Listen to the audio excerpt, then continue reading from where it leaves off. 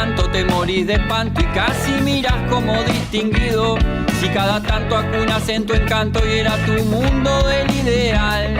Y su ideal, mi ideal, el de aquel se puede... Buenas tardes, buenas noches, bienvenidas y bienvenidos a Último Bondi.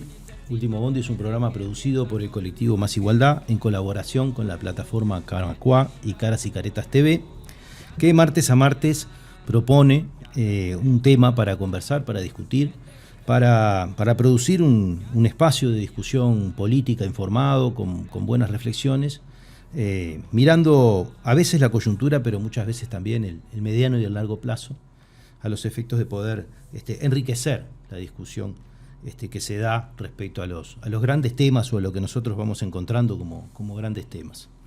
En el día de hoy vamos a estar hablando de educación.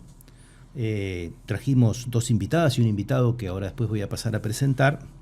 Y como primera pregunta motivadora o como enunciación, elegimos traer algo que ha sido un lugar común en la discusión política, pero que nunca se termina de discutir desde mi perspectiva y desde de algunos otros que hemos conversado para preparar este tema, ¿no? Que es la idea de la relación entre educación y mercado, ¿no?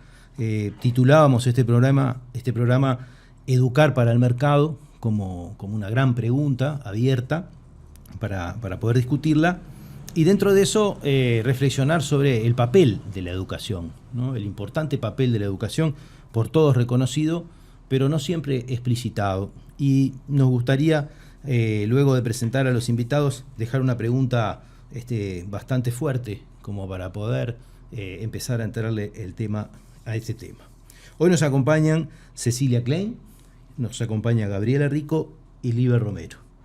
Cecilia es licenciada en Historia, es profesora de inglés, magíster en Educación, docente efectiva en secundaria y en el Consejo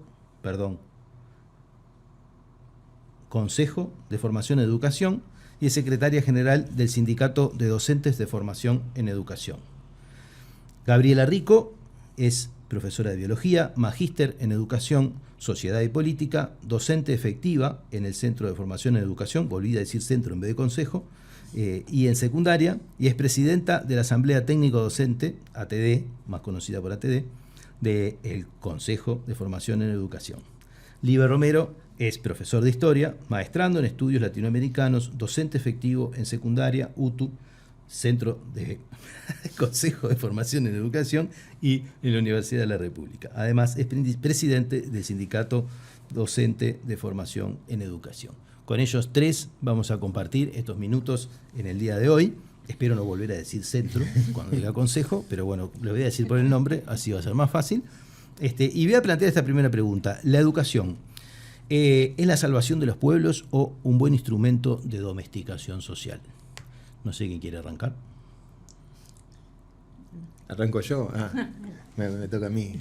Creo que en realidad ambas preguntas se podrían contestar que sí y que no al mismo tiempo. En realidad la educación para cualquier gobierno, para cualquier sociedad, es también una forma de reproducirse a sí misma. Es una forma en cómo esa sociedad trata de inculcar un conjunto de valores, objetivos políticos, sociales, a desarrollar, pero también está en función de qué tipo de sociedad quiere construir hacia el futuro. Nosotros durante mucho tiempo lo que queríamos construir desde el punto de vista educativo era ciudadanos críticos, reflexivos, constructores de un mañana, y eso ha ido cambiando con el tiempo y a partir de un poco de las perspectivas de las hegemonías culturales que existen, esa idea de educar para el mercado, ¿no? Es decir, en vez de educar para una reflexión amplia, universal, transformadora del mundo, se quiere tratar de educar para educar a que nuestros estudiantes se inserten en un mercado laboral como único objetivo, ¿no? Entonces, en ese sentido, la educación es contradictoria y por eso es contradictoria, es muy fructífera también. Sí, creo que justamente lo que dice Liber, ¿no? Primero que nada agradecer estar hoy en este espacio y tener esta oportunidad. Pero retomando un poco lo que dice Liber, creo que está el tema de la atención, ¿no? Que siempre se da un poco desde lo que son quizás las estructuras políticas, ¿verdad? Y la gobernanza a nivel político, y lo que ocurre luego en las aulas y en el compromiso docente, ¿no? Generalmente desde los docentes hay un compromiso más con esta cuestión quizás más de pensar en formar ciudadanía crítica, ¿no? Participativa, nación social, que tiene que ver muchas veces también con el ejercicio de la docencia. Entonces ahí hay una tensión en la cual muchas veces vemos, cuando surgen los conflictos, ¿no? Donde se pone el acento en un sentido y en otro. Y si bien la educación tiene también por objetivo, ¿no? En cierta medida, transmitir la cultura, ¿no? Cuando nosotros, por ejemplo, vemos con algunos especialistas en el tema, por ejemplo, nombrando a Antelo, un argentino, ¿no? Él dice delegar los libros a los nuevos, ¿no? Los viejos le legamos los libros, ¿no? La cultura a los nuevos. Bueno, ¿cuáles son esos recortes de las culturas que le transmitimos a los nuevos? Y entonces ahí hay una puja de poder, ¿verdad? En cuáles son los recortes, la selección y la jerarquización y dónde ponemos el acento. Entonces, eso siempre genera tensión, independientemente del gobierno que esté. O sea, es una tensión que ha sido permanente a lo largo de la historia de la educación, y creo que no es solamente el Uruguay el único ejemplo en ese sentido. Cecilia. Sí, pensando un poco en lo que implica la educación como aspecto general que la política toma, ¿no? Siempre hay una relación directa en la importancia de la educación en sí misma, y pensando un poco lo que plantea Gabriela, que no es algo particular de Uruguay y no es algo actual. Si pensamos desde la revolución industrial hacia acá, bueno, ahí la educación cumplió un rol justamente de someter de alguna manera algunas ideas, o de empezar a compartir ciertos valores que de alguna manera eran centrales para el gobierno en ese momento y querían, bueno, de alguna manera que se estableciera en la sociedad en general. Si vamos nomás al caso de la UTU, de su origen, va con esa idea, siendo una educación técnica. Yo creo que el tema está en educación para quién. Y acá entra el tema de la clase social, ¿no? Teníamos esa idea de la educación, bueno, el liceo como tal surge para ciertos grupos que, bueno, que aspiran a un conocimiento más universal, pensando que eran los que llegaban a la universidad, pensando que era mi hijo el doctor, y después tenía a el pueblo que entraba con suerte a una UTU que tenía como objetivo justamente reproducir lo que era el mercado, es decir, el trabajador que se formaba de cierta manera, pero siempre pensando, limitando su posibilidad de reflexión, etcétera, etcétera. Entonces, una vez que se democratiza la educación como tal, bueno, ahí empieza ese choque de esta educación que tenemos, ¿para quién es? Y bueno, yo creo que ese choque se traduce ahora en lo público y privado. Entonces tenemos por un lado la educación pública y la educación privada por otro. Entonces acá creo que el choque está justamente pensamos en los ciudadanos reflexivos, los estudiantes reflexivos a nivel general, y esta transformación de alguna manera lo que permite o lo que establece es que la educación pública tenga ciertos parámetros y la educación privada tenga otros. ¿Vos te referís de una manera u otra a la propuesta actual de transformación educativa, que es lo que vamos a abordar después en el segundo bloque, o como una concepción general dividida entre lo público y lo privado? En la esencia está ya, porque hay una cuestión de lo que, bueno, del estudiante que ingresa a la educación pública es bien distinto al estudiante que ingresa a la educación privada, ¿no? Si vamos incluso a los proyectos que están actualmente público-privados, cuando hablan de resultados y comparan a nivel público, obviamente que las realidades van a ser distintas, porque yo ya desde la inscripción a estos lugares le pido que tenga una familia detrás, que lo apoye, le doy la alimentación, y esa realidad a nivel público no la tenemos. Entonces, muchas veces la educación pública pasa a cubrir agujeros, baches que la propia sociedad tiene y que superan al aspecto educativo en general. Sí, yo me preguntaba esto y imaginaba algunos episodios de nuestra historia. Vos traías un poco la revolución industrial, uno puede pensar en Varela y las primeras transformaciones sociales del siglo XIX, y bueno, de una manera u otra hay una pretensión política, ¿no? En el sistema educativo, mirándolo como sistema, de transformar una sociedad, ¿no? Y también plantea un poco esto que traías vos, de decir, bueno, educar en ese sentido, ¿qué es educar? ¿No? Sí, porque educar de una manera u otra hay un impacto, como quien dice, en la persona, ¿no? O sea, no hay ¿cómo se plantea esta idea entre por decirlo de alguna manera, producir esa transformación, ¿no? en el individuo, pero desde una perspectiva crítica, desde una perspectiva de emancipación, de libertad, ¿no? Como de una manera u otra, creo yo que traen los mejores valores o los más defendidos en cierto sentido por los cuerpos docentes. Sí, cuando hablamos de educar, ¿no? Algunos lo toman desde el sentido de dejar huellas o marcas, ¿no? en el otro, ¿no? Viene un poco ahí a veces cuando se ve a la etimología, ¿no? Exactamente. Esa cuestión de dejar en el otro, ¿verdad? Algo, un poco recuperando lo que decíamos hoy. Y bueno, y ahí es fundamental, ¿no? El tema de la transformación que nosotros queremos. O sea, siempre tenemos de vuelta esa dualidad entre lo que queremos que permanezca y el avance de la sociedad, ¿no? A lo largo de los siglos esa tensión estuvo y se ha visto entonces cómo las sociedades también, atendiendo a lo que ocurre en cada entorno, pueden avanzar hacia otros significados, ¿no? Nosotros, por ejemplo, hoy tenemos una agenda de derechos humanos, por ejemplo, que quizás no estaba presente hace años, ¿no? O sea, y eso se ha ido incorporando y esas concepciones también se van tamizando y trasladando a la educación. O sea, la educación también toma gran parte de estos, entonces tiene esa cuestión de permanencia de valores y de conocimientos y saberes fundamentalmente, pero también con la incorporación de nuevos. Y lo que yo soy del mercado, ¿no? Cuando nosotros pensamos en el mercado es, si nosotros pensamos en la formación de una persona hace 20 años y podíamos aventurar lo que iba a ser la actualidad, el mercado raramente podría formar para lo que es el mercado de trabajo hoy en todo lo que es la tecnología, ¿verdad? La información, porque no teníamos ni idea de que esto iba a ocurrir, o sea, esta explosión. Entonces, cuando nosotros hacemos centrado en una formación en educación para el mercado hoy en día es una gran incógnita. Entonces necesitamos trascender el mercado con otros, ¿verdad? Capacidades, con otras habilidades que permitan justamente a los educandos poder trascender y ser transformadores también de esa propia sociedad. Yo siempre digo que el educar es un acto de amor. Porque no hay forma de que nosotros entremos en aulas sin estar comprometidos, y no se convierte en un trabajo rutinario. Y en esto es una relación netamente humana. Compartimos con otros, ¿no? Un proceso de enseñanza-aprendizaje en donde esta relación humana es fundamental. De las personas que más seguramente sufrimos todo el tema de la pandemia fuimos seguramente los docentes, porque necesitamos del otro para actuar. No hay forma que podamos sin interactuar con un otro que te pregunta, te discute, te cuestiona o simplemente te ignora, y la ignorancia también implica que uno se tiene que esforzar más para poder actuar. Y a veces eso es lo que los de afuera uno no entiende, lo que implica ser docente, ¿no? Y a veces nosotros actuamos con una enorme profesionalidad en un marco en donde somos cuestionados continuamente, porque faltamos, porque no estamos, porque no nos perfeccionamos, y cuando uno mira los datos eso no es así.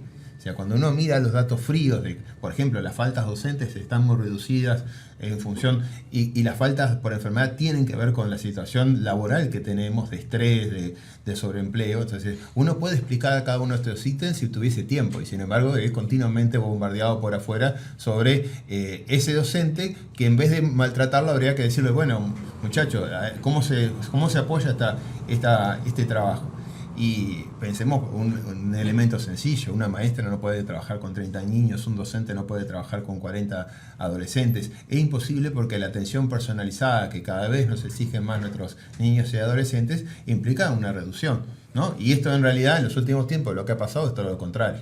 Y ahí, por ejemplo, también se notan las diferencias concretas en lo que planteaba Cecilia entre lo público y lo privado, ¿no? Si nosotros queremos comparar situaciones que no son comparables, porque no son comparables las situaciones de base, y sin embargo muchas veces los resultados de los públicos son brillantes en un montón de esos ítems, ¿no? Porque eso tampoco se dice.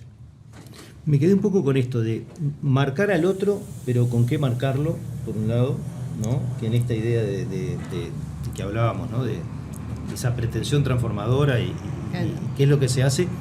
Con lo otro que me quedo también es que educamos todos, ¿no? Es decir, las familias, la sociedad, no es una cosa que uno pueda decir esto se lo confino al maestro, y a veces de hecho la sociedad se esconde un poquito en ese papel imaginado que tiene que tener la educación y mete para dentro de esa bolsa un montón de problemas que tiene afuera que nosotros como ciudadanos, como padres, como adultos especialmente, no sabemos resolver y los ponemos adentro de las instituciones para que los resuelvan.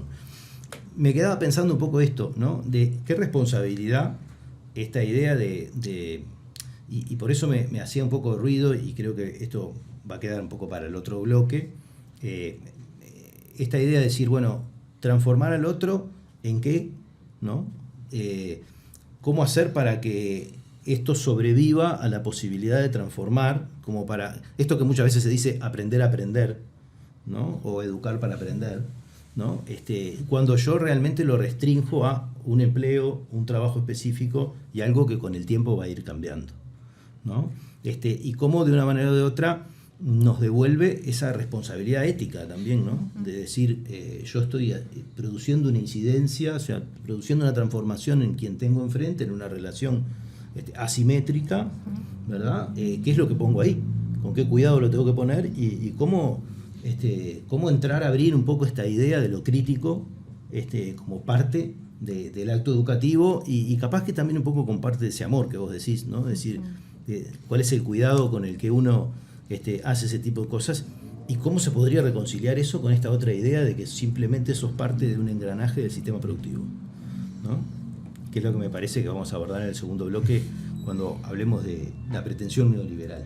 No sé si quieres decir alguna cosita más sobre este tema. No, yo quería comentar que muchas veces yo soy profesora didáctica, ¿no? Entonces a veces comentamos con los estudiantes que es importante recordar que a veces el aula es el único espacio en el cual se da este tipo de intercambio, este pasaje de cultura de una generación a otra, que permite discusiones, reflexiones, ¿no?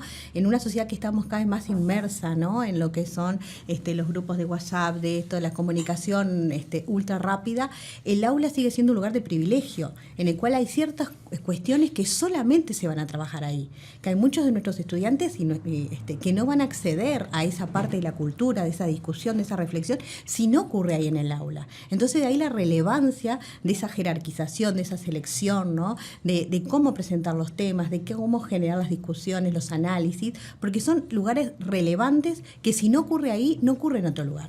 Esa es la importancia que a veces yo creo que es fundamental. Son espacios que van quedando cada vez como más fundamentales en lo que es la construcción social.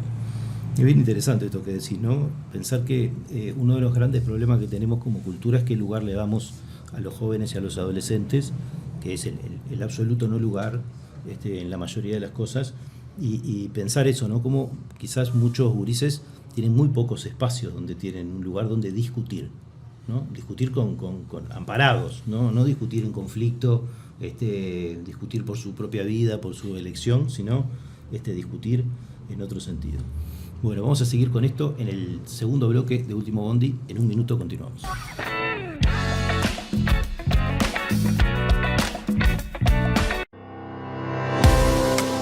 Nos une la defensa del trabajo y el derecho al descanso, apostando a crecer juntos y juntas.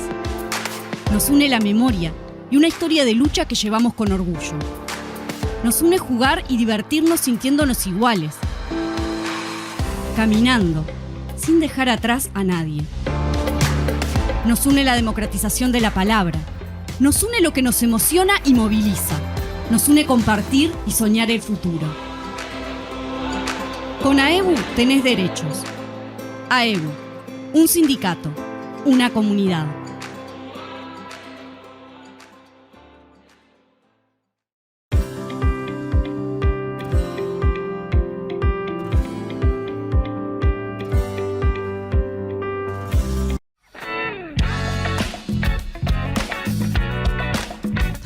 Seguimos en este segundo bloque de Último Bondi. Estuvimos presentando un poco esto de qué es educar, qué es la educación, hablando un poco de esta idea de lo ético que está comprometido, de lo relacional, de lo escaso en el sentido de la oportunidad de encuentro, de la oportunidad de diálogo en sociedades que vienen siendo cada vez más atomísticas, como quien dice, ¿no? Más individualistas y particularizadas, ¿no? Donde nuestros jóvenes, además, nuestros niños y nuestros jóvenes, no tienen tantos espacios como tuvimos los que hoy tenemos ya unos cuantos años de socialización colectiva, ¿no? Queríamos abordar un poco esta idea de la transformación educativa, porque en realidad es una idea vieja, ¿no? En el sentido de que esta discusión, ¿no?, con la perspectiva mercadocéntrica, ¿no?, de la orientación de esta transformación que decíamos, ¿no? Hoy hablábamos de marcar a alguien, ¿no?, de influenciar en alguien, y cuando esa orientación está dirigida como sistema, ¿no?, hacia producir mano de obra para el sistema productivo, como que entiendo que se prenden muchas alarmas desde los docentes, porque hay un montón de cosas que parece que se recortan y que se caen, ¿no?, del planteo humanista de la educación. Y me parece que hay que describirlo un poco. ¿Qué es lo que está proponiendo el neoliberalismo hoy, en esta versión que es transformación educativa? Hubo otras anteriores, hace unos cuantos años, y seguramente va a haber otras futuras, y capaz que hay que revolver, y hubo más pasadas todavía, ¿no? Pero bueno, ¿en qué consiste la transformación educativa desde una perspectiva amplia de lo que es pensar la educación? Bueno, creo que partiendo de la idea mismo del término utilizado, que es transformación educativa, pensando que el cambio va a ser radical porque se parte de ciertas ideas de que la educación está en crisis. Entonces tengo que hacer algo, y en ese concepto entonces yo llego y soy el que va a poder arreglar esa situación, ¿no? Un poco en esa misión mesiánica en que me coloco. Y en ese sentido, la transformación ha utilizado una serie de eslogans que son desde la centralidad del estudiante, que plantea, o la cuestión de las competencias, que hay algunas que ya vienen de otras reformas impuestas, hay otras que van a cambiar algunos sentidos, pero pensando un poco, el tema centralidad del estudiante, ¿no? Acá hay algo que algo ya habíamos manejado, que cuando yo me planteo la centralidad del estudiante, lo primero que pienso es que voy a pedirle la opinión al estudiante, ¿no? Que voy a consultarle sobre, cuáles son sus intereses, cuáles son tus dudas, tus necesidades, ¿no? Y en esta transformación, cuando vamos a analizar lo que es el marco curricular nacional, que es ese documento base de este gobierno, de estas autoridades de la enseñanza, justamente se habla de la centralidad del estudiante en cómo lo voy a alcanzar, pero no lo que significa. Nunca hay una definición del término centralidad del estudiante.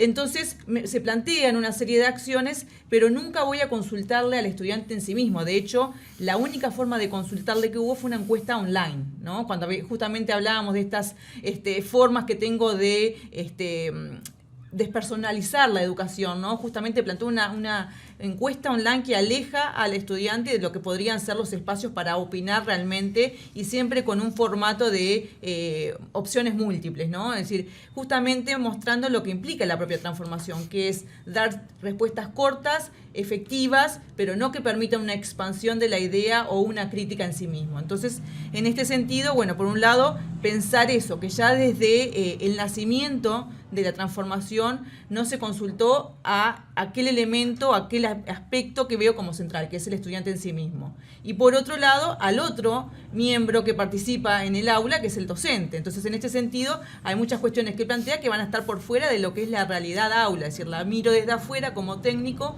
pero no consulto a aquellas personas que viven ese día a día y experimentan. Hay un discurso muy seductor, ¿no? Voy a poner 3 ejemplos de ese discurso seductor, o cómo explican esto de las competencias, ¿no? Por ejemplo, Argimón, que es la cabeza pensante de este proyecto, Aristimuño,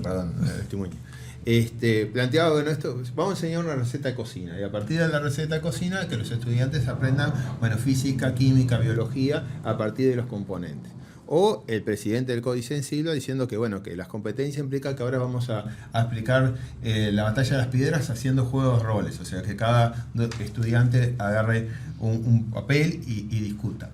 O la precandidata del Partido Nacional diciendo que los elementos universales ahora no tienen cabida porque lo importante es enseñarle cosas prácticas a los estudiantes. Esto parece atractivo, pero voy a poner un ejemplo personal para que se note cómo abre la brecha social enormemente. Yo soy hijo de obreros textiles. Mi madre hizo hasta el 2.º año de escuela. sea, yo ya en tercer año de escuela ya sabía más que toda mi familia.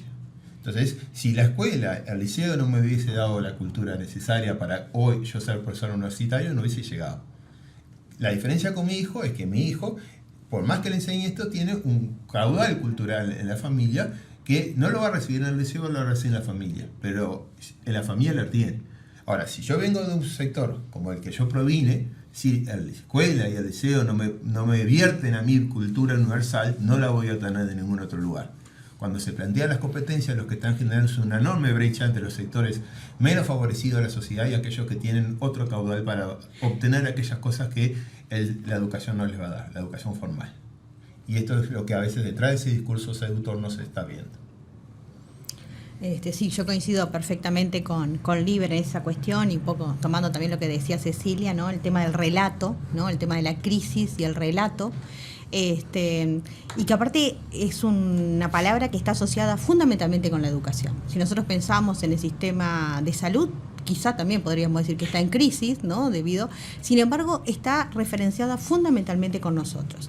Y yo quiero resaltar que en lo que es educación media tenemos una expansión totalmente alejada, totalmente exponencial en relación a la que teníamos hace unos años atrás.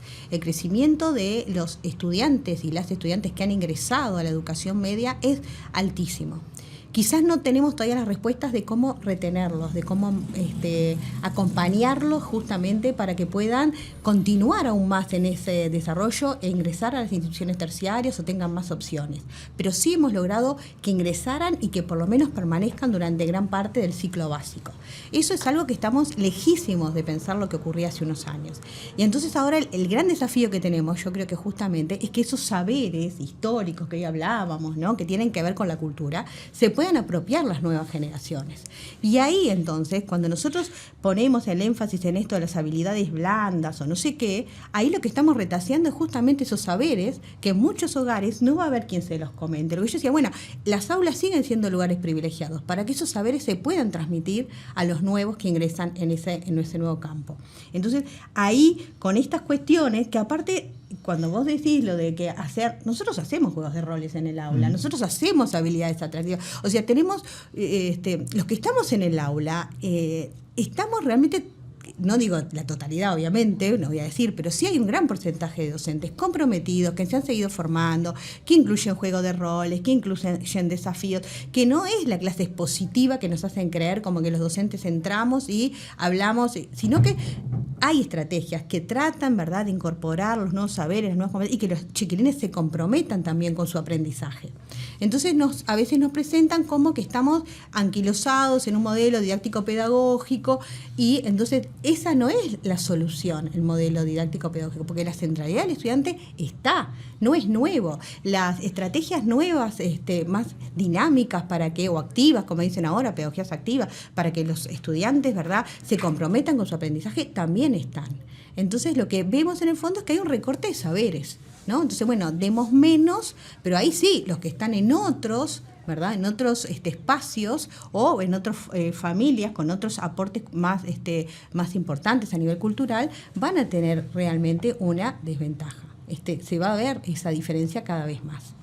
Y eso que decía Gabriela, ¿no? Para hacer un juego de roles o para hacer cualquier tipo hay que saber mucho, ¿no? O sea, hay que saber montones para poder reducir eso en un juego, o en eso de la receta que dice Aristimuño. Hay que saber mucho física, biología, hay que conocer todo el tramado científico-químico para poder enseñar eso. El docente tiene que saber mucho también. Claro. Y los estudiantes hacen un buen ejercicio, obviamente. Claro, porque si no, simplemente le haces un guión para que lo repita, ¿no? Entonces, ahora, eso implica, del otro lado, un docente capacitado para hacer esto. Bueno, y parte de la reforma que están intentando hacer en formación y educación es todo lo contrario. Bueno, y otro, perdón que te interrumpa, pero el otro tema fue el recorte presupuestal que hubo asociado a esto, ¿no?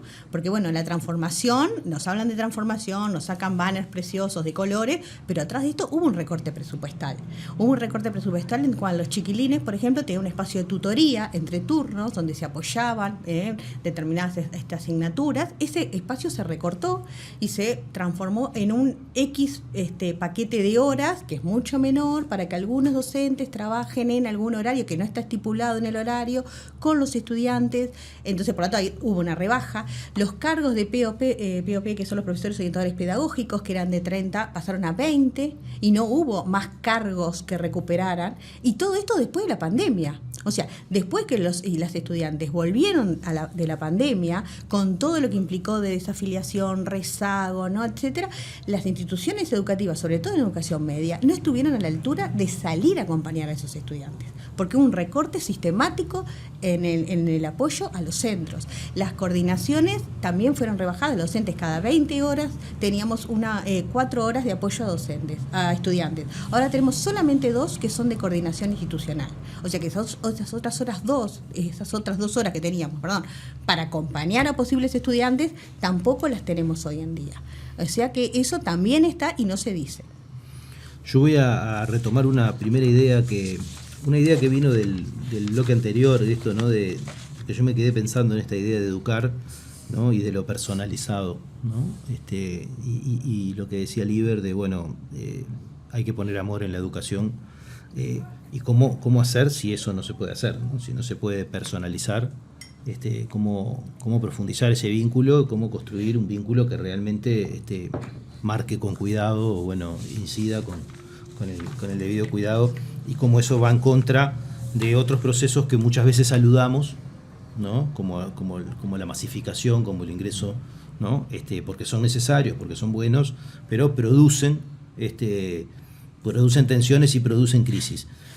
Lo de la crisis lo voy a tomar con pinzas porque todos sabemos que cada vez que el neoliberalismo viene a por algo, lo primero que dice, inventa una crisis y después trae su solución, ¿no? Dice, esté o no en crisis, no importa, ¿no? Cuando el neoliberalismo plantea una crisis, vos desconfía, ¿tá? Porque sabés que atrás de eso hay una excusa para intervenir en un cierto sentido.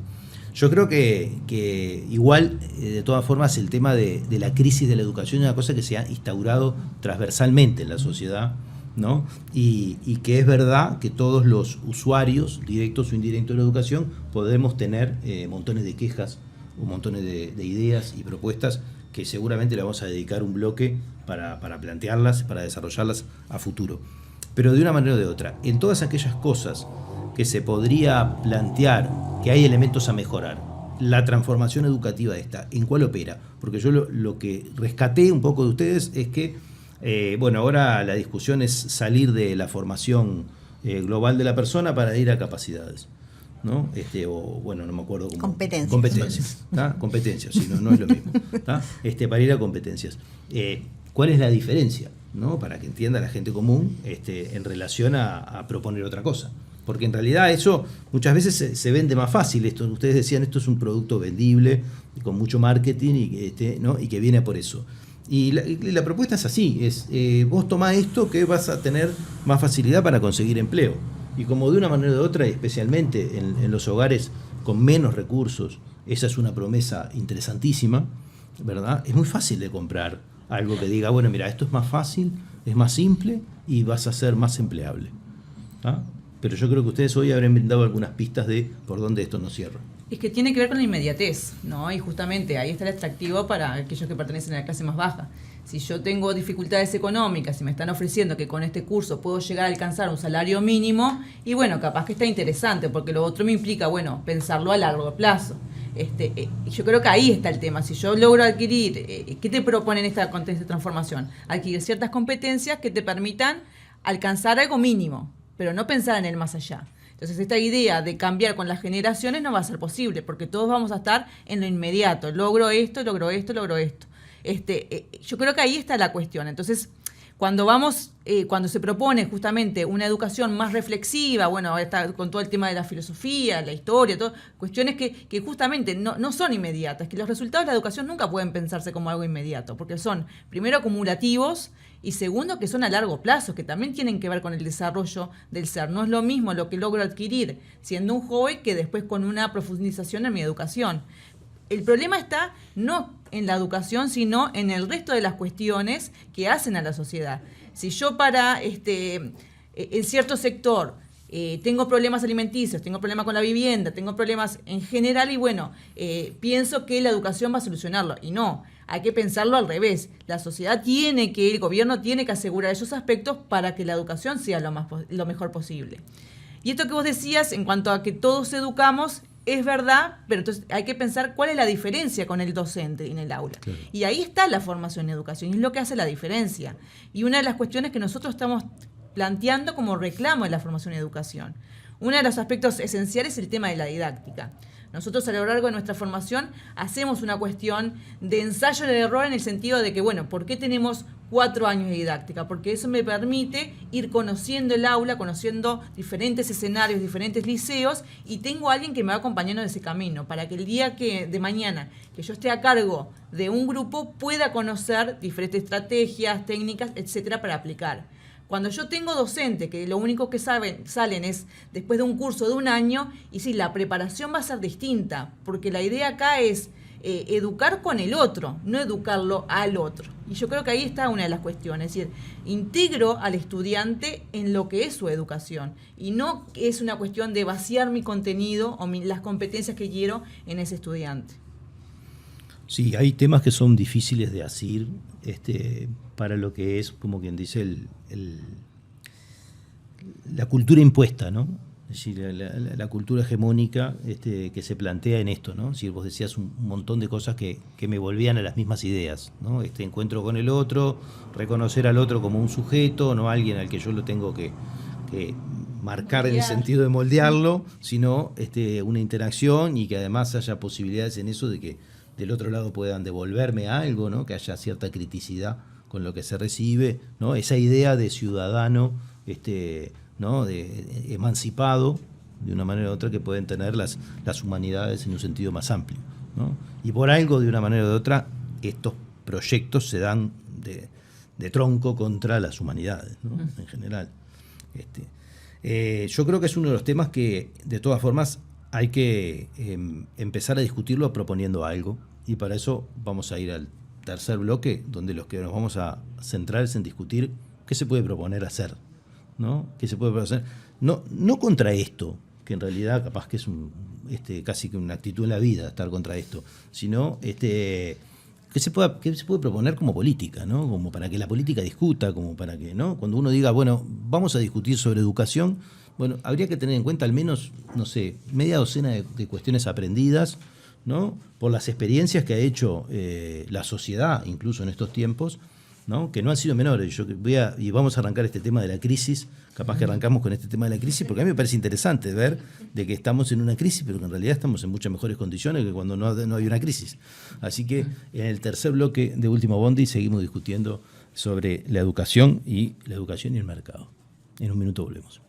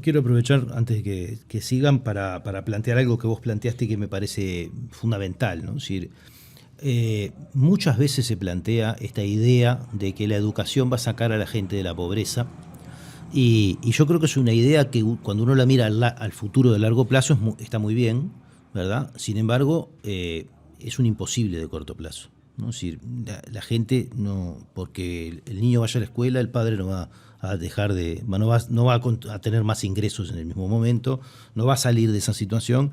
Entonces hay un desfasaje temporal entre esta cadena causal que se plantea, que realmente es un engaño para todos los que de una manera u otra quieren ocuparse de la educación inserta en las políticas sociales, ¿no? Porque yo creo que hay dos visiones también, ¿no? Yo creo que el neoliberalismo tiene una visión de las políticas sociales como la asistencia pura, ¿verdad? Y cuando uno mira las políticas sociales globales y ahí mete la salud, mete la vivienda, mete la educación, mete todo junto, creo que hay otra relación. De hecho, una de las partes de esta transformación no escrita es la desvinculación entre los centros de educación, y se da especialmente en primera infancia y en escuela, con lo que eran las redes territoriales, ¿no? Y la atomización de las políticas en ese sentido. Pero me parece importante esto de decir, porque vos abordabas una cosa que también está en el imaginario social y que me parece fundamental pensar, ¿no? Es decir, yo creo que la gente tiende a pensar de que todas las escuelas y los liceos tendrían que ser de tiempo completo, ¿verdad? De que todos los estudiantes tendrían que comer en el liceo y en la escuela, de que habría que tener propuestas que abarquen más tiempo, no solamente para cubrir la parte laboral, sino para... ¿no? Y ahí puede haber distintas opciones. Hay quienes simplemente quieren que el chiquilín esté en algún lugar mientras está trabajando y quienes están preocupados porque el chiquilín tenga otras actividades complementarias, ¿no? Eso implicaría una integración mucho más fuerte todavía de las políticas sociales, o sea, en el sentido radicalmente opuesto a lo que estamos viendo y también presupuestal. Eso puede estar en el imaginario, cómo lo conciben los docentes, lo han discutido, qué ideas hay respecto a estas cosas.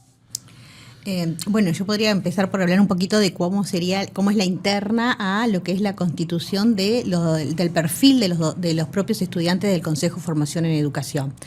Yo quiero hacer un paréntesis, pero primero para hablar que yo participo acá como presidenta de la ATD, que la ATD es la Asamblea Técnico Docente, ¿verdad? Que somos electos por voto regulado por la Corte Electoral, ¿verdad? En elecciones, que duramos durante 3 años en nuestros cargos, se vuelven a elegir, ¿verdad? Y bueno, una de las cosas que nosotros tratamos de atender dentro del Consejo de Formación y Educación es el perfil que tenemos de estudiante, en el cual, por ejemplo, 3 de cada 4 es la primera generación que accede a estudios universitarios o terciarios, ¿verdad? Donde tenemos que 4 de cada 10 son jefas de hogar y además tenemos obviamente una gran presencia femenina dentro de lo que es el cuerpo de estudiantes.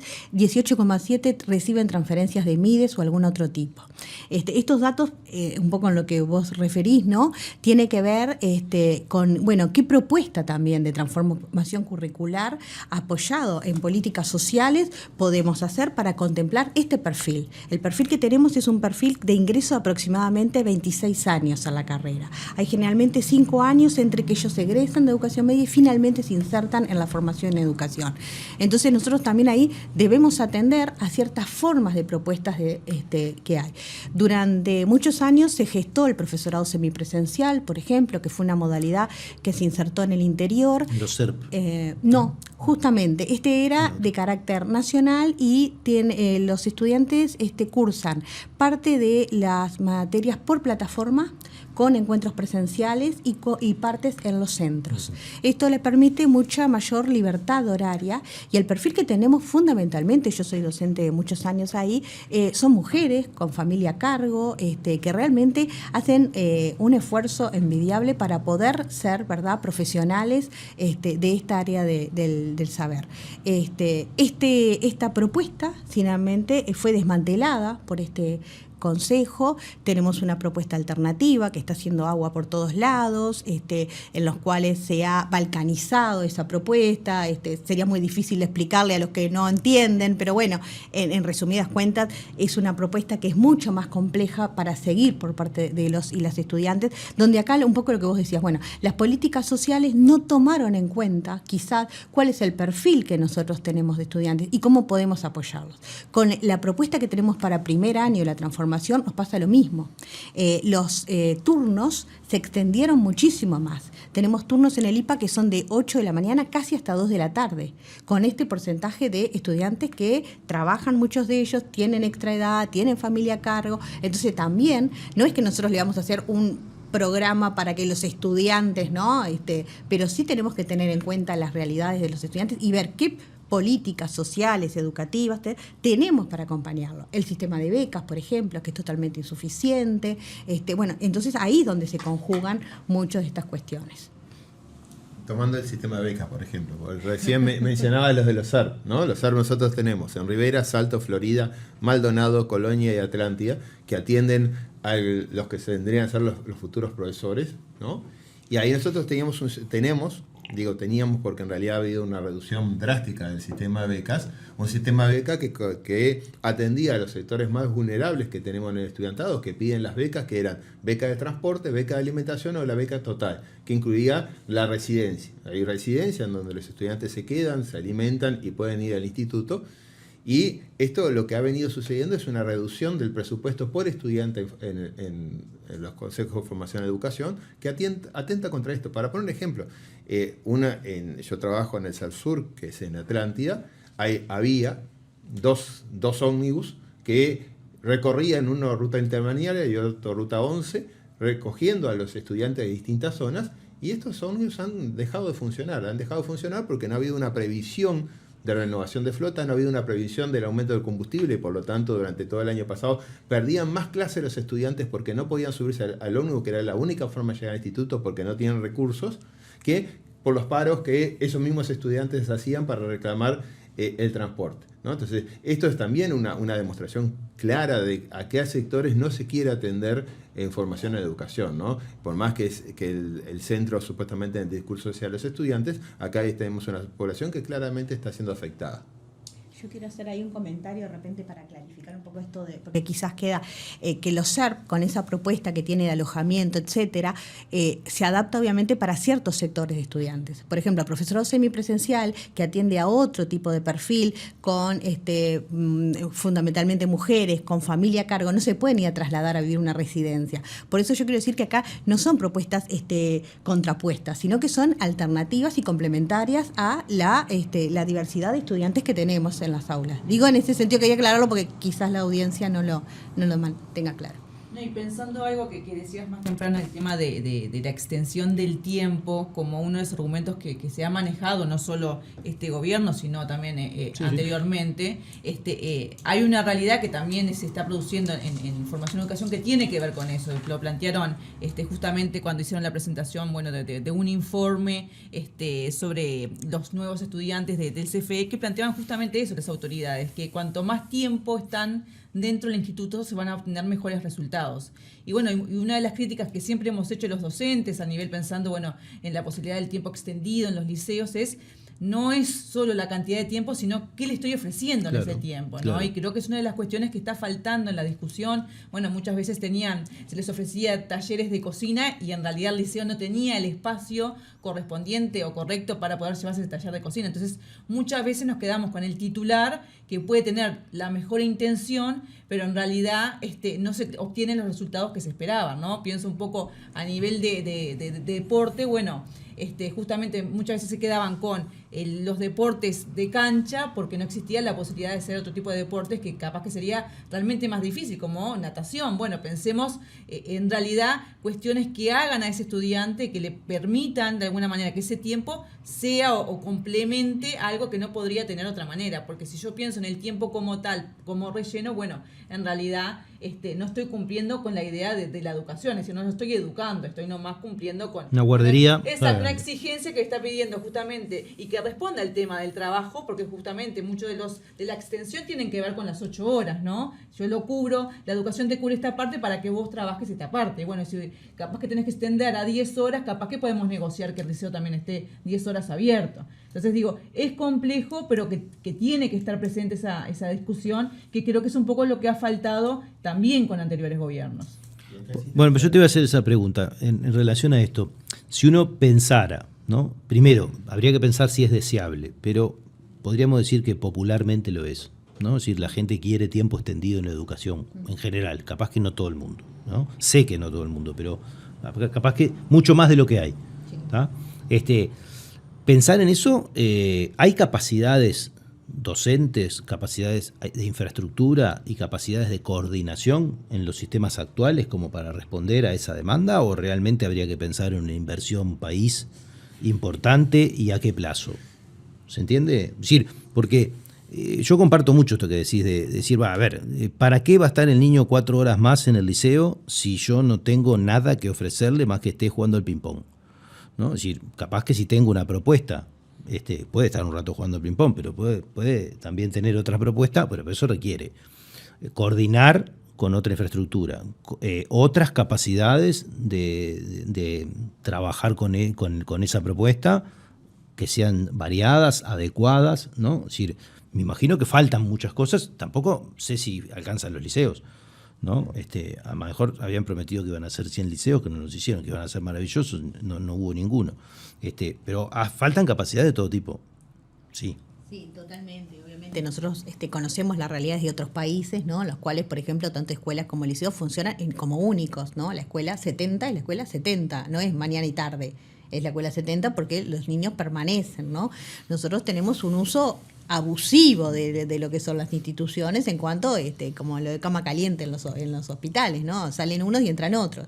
Entonces, obviamente que sí, que es una inversión que necesitaríamos duplicar, creo que prácticamente lo que es la infraestructura, la formación también en recursos humanos, ni que hablar, tenemos un problema en la formación, sobre todo en educación media, en lo que tiene que ver con la formación de profesores, ¿verdad? Tanto para lo que sería la dirección técnico profesional, como lo que es la UTU, ¿no? O secundaria, o sea que sí, necesitaríamos obviamente que presupuesto. Cualquier tema que nosotros miremos, se necesita obviamente presupuesto, y más cuando pensamos en ese tipo de transformaciones tan importantes. No solamente presupuesto, después aparte que tenés el presupuesto, bueno, pensar efectivamente cómo, ¿verdad?, lo gestionás y cómo se traduce. O sea, no es solo poner plata, ¿no?, y que con eso se va a resolver, pero sí creemos que es necesario. Y se necesita una formación que acompañe todo esto, una formación de educadores que acompañe todo esto, ¿verdad? Y esta transformación que nosotros reclamamos hacia una universidad de la educación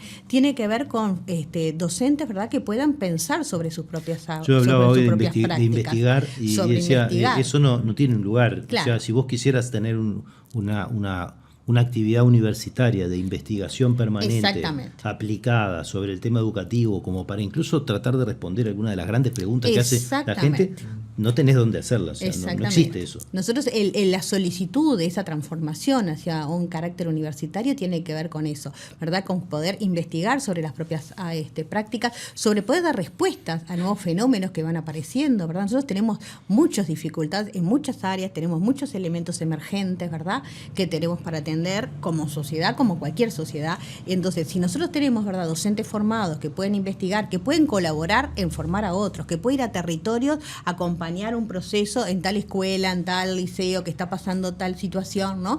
Nosotros ahí podríamos, aparte, mejorar la calidad de los procesos de enseñanza y aprendizaje que están ocurriendo. Entonces, por eso la reivindicación de una transformación hacia una universidad. Liber, no te dejé hablar. No, porque hay algo que también es bueno señalar, que nosotros estamos en un proceso que nos quieren desmantelar, ¿no? Cuando decimos que nos quieren desmantelar, porque hay un proyecto de privatización de la formación docente muy fuerte que nos ataca por distintos lados, ¿no? Por un lado, a partir de la aprobación de la LUC, o sea, a partir del referéndum, lo que apareció fue un decreto del Ministerio de Educación y Cultura que habilitaba a las instituciones privadas para presentarse justamente a proyectos para formación en educación. Que en realidad el plan que nosotros estamos hablando es una adecuación a ese decreto del Ministerio de Educación y Cultura. Pero la idea del ministro da Silveira es que aparezcan como competidores en igualdad de condiciones y ofrecer becas, que ya están arriba de la mesa, a aquellos estudiantes que quieren estudiar en instituciones privadas. ¿Y si van a la pública en vez de la privada, hay beca también? La idea es que va a haber becas para que el estudiante compita. Pero al mismo tiempo nos enteramos, y esto es como un voucher. Es un voucher, es la idea voucher. Es la idea voucher. Se le puede llamar de muchas maneras. Sí. Es la idea voucher. Pero nos enteramos hace poco que el propio gobierno, así a coletazo en esta rendición de cuentas, coloca arriba de la mesa una modificación de cómo se validan títulos, ¿no? Que hasta el momento pasaban obviamente por la universidad, el MEC, pero en el caso de formación docente no existía validación inmediata de un título extranjero. Y ahora aparece como una modificación concreta, y eso no es casual, ¿no? Eso tiene que ver con también introducir instituciones extranjeras privadas en el mercado nacional que tengan validación del título por el MEC, ni siquiera por la ANEP, ¿no? Y en realidad, como hoy explicaba Cecilia, nosotros tenemos 4 años de formación docente en donde son 4 años de distintos procesos didácticos en donde nosotros vamos aprendiendo a ser docente, y recién cuando nos egresamos y estamos en el aula aprendemos realmente cómo poder llevar esto adelante. Ahora, estos son un conjunto de cambios que lo que buscan es fragmentar, destruir la formación docente. Una formación docente que va a caer cada vez más reducida en presupuesto, ¿no? Y otra a la cual con los vouchers yo voy a ir a tener mi curso, ¿no? Y ahí van a Se agregó un proyecto más, que es el de la universidad virtual, a cargo de Claudio Rama y de Schipiani, que bueno, que agrega otro elemento, ¿no? Que tiene que ver justamente hacer toda una carrera docente de modo virtual, ¿no? Y que puede hacer hasta incluso asincrónico, es decir, tengo el video, lo miro, hago el trabajo y salvo esa materia. Incluso cuando ellos dan los argumentos justamente de la democratización supuesta, y hablamos de supuesta porque hay un tema que incluso viene de la pandemia, ¿no? Cuando hablamos que se hizo el esfuerzo para que todos continuaran, nunca hablamos también de las diferencias que se dieron entre una población y la otra, ¿no? Y acá cuando hablamos de la democratización a nivel virtual, no estamos olvidando que hay una población que no accede ni siquiera al Wi-Fi, ni a la computadora, ni a las condiciones, porque a veces tienen nuestros estudiantes Wi-Fi y computadora, pero no tienen un cuarto adecuado para poder escuchar una clase o reflexionar, etcétera, etcétera, ¿no? Entonces, bueno, como con esta universidad virtual, que también utilizaba como argumento algo que vos mencionabas, que te permite hacer una carrera terciaria sin afectarte mucho la vida, sin hacer grandes esfuerzos, cuando, bueno, toda carrera implica eso, porque es una carrera estás haciendo, ¿no? Y bueno, que tiene que ver con estas cuestiones también de la inmediatez, ¿no? Entonces, en vez de asistir a un lugar que pierde también eso del ida y vuelta, eso que hablábamos, esa reflexión, esa crítica, lo hago cuando puedo, cuando me deja la vida, y bueno, y así voy aprobando de esta manera. Bueno, y hablando de inmediatez, ¿no? Ya que estamos, tenemos el tema de la titulación que nos ofrece el MEC, ¿no? Cuando nosotros planteamos una transformación que nos transforme, ¿verdad? En una universidad de la educación, y en pos de eso se han venido dando pasos, ¿verdad? Que tienen que ver con la creación de posgrados, etcétera, y todo eso hoy quedado totalmente desmantelado, la conformación de cargos, los concursos, docentes, todos pasos que se han venido dando y que han ido cayendo uno tras otro. Como alternativa a la Universidad de la Educación, lo que nos propone el gobierno es que nos presentemos al MEC, que demos una prueba de lengua, matemática y cálculo, algo así, y ahí nos van a dar un título que va a decir algo así como similar a licenciado, porque aparentemente no le pueden poner licenciado ahora, que diría licenciado en educación. O sea, esa es lo de la inmediatez, ¿no? Bueno, es una prueba y me dan un título, no me transforman, pero nosotros lo que hacemos, nosotros queremos hacer los procesos de investigación, etcétera. O sea, el que me den un título, que decís, bueno, ¿dónde queda la investigación? ¿Dónde queda la reflexión? ¿Dónde queda el trabajo con otros? Bueno, todo eso no está. Lo que pasa es que es una visión también de las competencias, ¿no? Para un estrato un poco más alto, pero sos licenciado, tenés las competencias y el resto es mercado. Yo creo que en el fondo lo que trasunta todo esto es la visión de que el mercado organiza correctamente a la sociedad, asigna correctamente los recursos y es el distribuidor óptimo. Es la mentalidad del neoliberalismo, donde todo este otro tipo de cosas que ustedes están discutiendo, me da la impresión que a esta gente le importa poco, porque no está esta reflexión sobre el carácter humanístico del asunto, de educar y de todo esto que estamos hablando, me parece que está ausente, ¿no? Y creo que atrás de todo esto también están la construcción de escenarios para la desigualdad, ¿no? Sí, creo que si uno mira todo esto que vos traías ahora, ¿no? Decir, bien, ¿y quién atiende estas brechas? Y nadie, ¿no? ¿Y qué pasa con este escenario donde lo público compite con lo privado sin regular las condiciones, ¿no? Y al revés, yo en general promuevo la existencia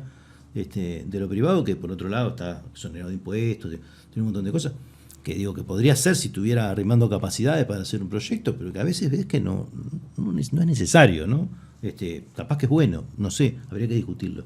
Pero me parece que también está esto, ¿no? De poder generar espacios donde crezca esa desigualdad, que es parte de la filosofía que inspira todas estas cosas, ¿no? Sí, los que son egresados, que reciben título docente en universidades privadas, que hay algunas que lo ofrecen, no tienen que presentarse a esta prueba, ¿no? Esta prueba es solamente para los que se forman en la educación pública. Parece que ustedes no son licenciados. Hay como un menosprecio parte de la formación pública en ese caso. Hay un prejuicio sobre que la educación actual y la educación pública fundamentalmente no logró, no pudieron convertirla al credo neoliberal durante tantos años y hay que transformarla para convertirla. Y me da la impresión que... De todas formas, me parece que lo que yo quiero rescatar como forma de cerrar un poco esto es que ha habido también desde las izquierdas y desde los movimientos sociales muchas visiones y reclamos de transformación educativa y pocos reparos sobre el tamaño de la empresa, ¿no? Es decir, acá cuando se piensa en aumentar el presupuesto de la educación es porque se piensa aumentar la cobertura de estudiantes, ¿tá? El resto del edificio no está pensado, ¿no? No está pensado su articulación con las políticas sociales, no está pensado, ¿no? Está pensado contestar a la demanda social, popular, urgente, de que tengo que ir a trabajar y no tengo que estar los botijas, o que la juventud está perdida y alguien nos tiene que cuidar, que no soy yo, y tiene que ser el sistema educativo.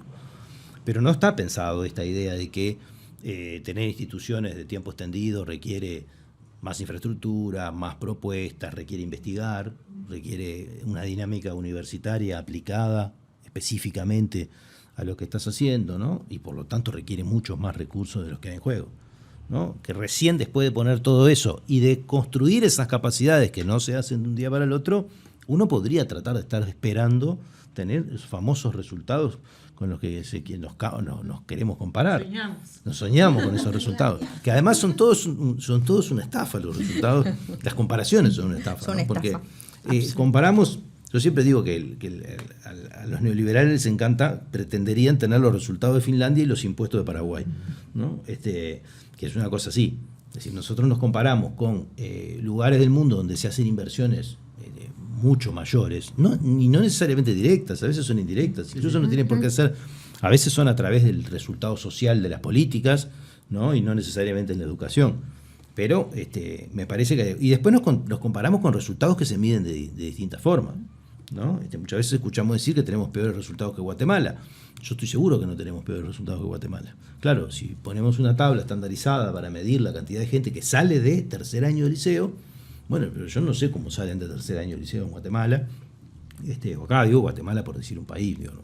Pobre Guatemala no tiene la culpa. Pero bueno, nos tenemos que ir.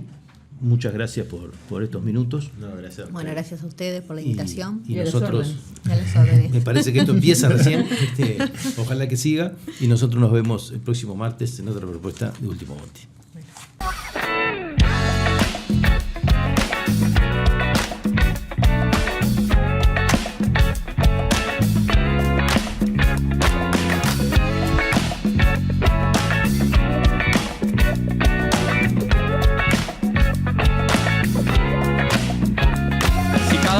Te morís de espanto y casi miras como distinguido. Si cada tanto acunas en tu encanto y era tu mundo el ideal. Y su ideal, mi ideal, el de aquel se puede mirar desde lo distinto. Si por las noches compartís el tinto con ese que piensas.